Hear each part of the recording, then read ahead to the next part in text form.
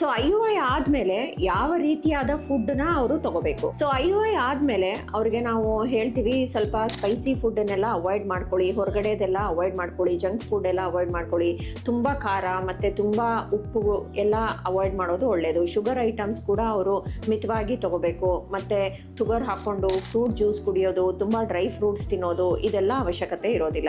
So ಅವ್ರದ್ದು regular food ಏನಿರುತ್ತೆ ಅದನ್ನ ಅವರು ಕಂಟಿನ್ಯೂ ಆಗಿ ಉಪಯೋಗಿಸ್ಬೋದು.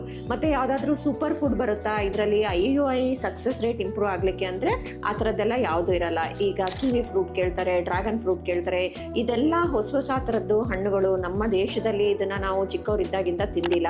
ಇದೆಲ್ಲದ್ರಿಂದನೂ IUI ಸಕ್ಸಸ್ ಆಗಲಿ ಅಥವಾ ತುಂಬಾ ಹೆಲ್ತ್ ಇಂಪ್ರೂವ್ಮೆಂಟ್ ಆಗಲಿ ಇದನ್ನೆಲ್ಲ ನಾವು ನೋಡೋದಿಲ್ಲ.